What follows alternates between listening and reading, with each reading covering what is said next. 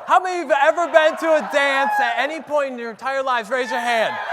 Now keep your hand in the air if you've been to a good dance. All right, now raise your other hand if you've ever been to a bad dance before. You know that dance. You look out on the dance floor, it's so empty, it's like an 8 a.m. ACPA ed session. So we've all been to good dances and bad dances. If you were to look up at the screen, on the count of 2, point to which dance you think is the better dance. Ready? 1, 2, point. Go. All right, set the hands down. Now, when people look at the B dance, the first thing they do is they see themselves as the giant of the dance floor. And they also see order and control on that dance. And then, unlike the order and control on the B dance, the A dance folk, they look at the screen and they see chaos. But in that chaos, they've seen all these people connecting and building relationships on this dance floor. And look, you all already intuitively know what makes a good dance. Because imagine you walk onto a dance floor and you look around and you don't know anyone else on that dance floor and no one knows each other. DJ could put on the hottest song of the day and chances are very few people would dance. But if you walk onto a dance floor and you look around and you see all your friends and you're like, hey, DJ could put on a happy birthday song and you know one of your friends would be like, oh, that's my song, and get all excited. Not because the song was great, but because you had friends, connections, and relationships built up on that dance floor. And that brings me to rule number 1 of dance floors. The more friends you have on the dance, the more fun that dance is going to be, and the longer that dance is going to last.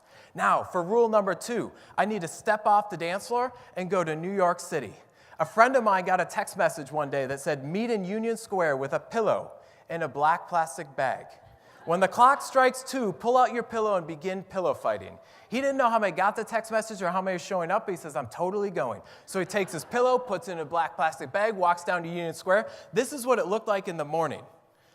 And this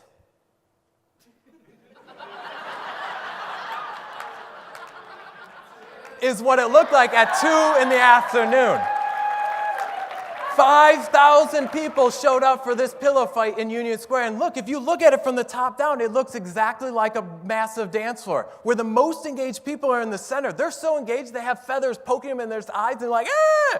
And then you have the least engaged people are all the way at the edge. They're just trying to get to work via the subway and they're like, what the heck is going on? Right? So this brings us to rule number 2 of dance floors, is that there's different levels of engagement, and each level of engagement wants to be treated differently. And once we recognize that level of engagement, then we can start connecting to those people in different ways. So rule number 1, rule number 2, and now let's take it off the dance floor to your college campus. And imagine you have the moment to look down. According to the National Survey on Student Engagement, 60 to 84% of students will never participate in any college-sponsored activity. That means we have a dance where 84% are off to the side looking at us going, psh, try to get me to participate. And why does this matter? Why does this situation matter? Because Vincent Tinto said that social integration with the institution is key to academic success. And the number 2 reason why 30% of students drop out or transfer their first year of the school is because they don't get socially integrated into the institution. And that's critical. So here's the question. How do you go from a bad dance to a good dance, or a bad campus to a good campus where your students are socially integrated and they feel connected to the institution? Well, the good news is there's 4 simple steps. Step number 1, introduce yourself. Hey, my name's Tom. Hey, my name's Tom. Hey, my name's Tom. Step number 2, introduce people to each other. Have you met? Step number 3, connect people together around shared interests. You should totally connect with you because you two both love peanut butter. Step number 4, get out of the way. It's not about you, it's about them connecting with each other. This is a critical moment because this is when you stop becoming the gatekeepers of engagement and start becoming the facilitators of engagement. And it looks like this. Imagine I'm at orientation and I'm walking around, I'm saying hi to all these students. Hey, my name's Tom. Hey, my name's Tom. Hey, my name's Tom. And keep going. I could keep connecting with all these students on my campus. But the problem is at the end of the day, I've connected with everyone else. And this is what my campus is going to look like. I've connected with everyone else, but no one's connected with each other. So that leads 2 problems. 1, I'm the linchpin for engagement on my campus. And number 2, if I leave this situation or this dance floor, the dance will slowly start to fall apart. So the alternative is, I'm at orientation. hey, my name's Tom, hey, my name's Tom. Before I leave these two people, I want to connect them together. Have you met because you both totally love peanut butter. And then you go, and you keep doing that, following the 4 steps, rinse and repeat, rinse and repeat. By the end of the day, your campus isn't going to look like this anymore. Now your campus is going to have this line right here, and that line is critical to dance floor theory because that line turns into a dance that slowly everyone starts to know each other and gets connected.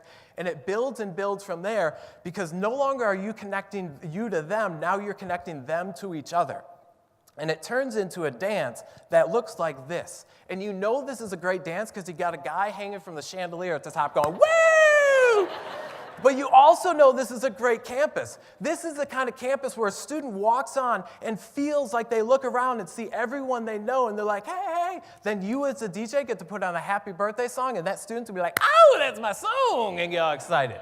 This is the idea that dance floors and college campuses actually operate the exact same way. So to recap, different levels of engagement on a dance floor. Each level wants to be treated differently. Find out what a student's level of engagement is, connect them with a near peer around a shared interest, and then get out of the way. Because it's not about you, it's about them connecting with each other. So here's what I want to leave you with. What are you going to do back on your campus to connect more people together so that they feel socially integrated? But I said, you know what? We shouldn't wait till we get back to campus. We should start this process right now, right here at ACPA. So what I brought with me were 200 free hug signs that are about to be rapidly passed through this audience.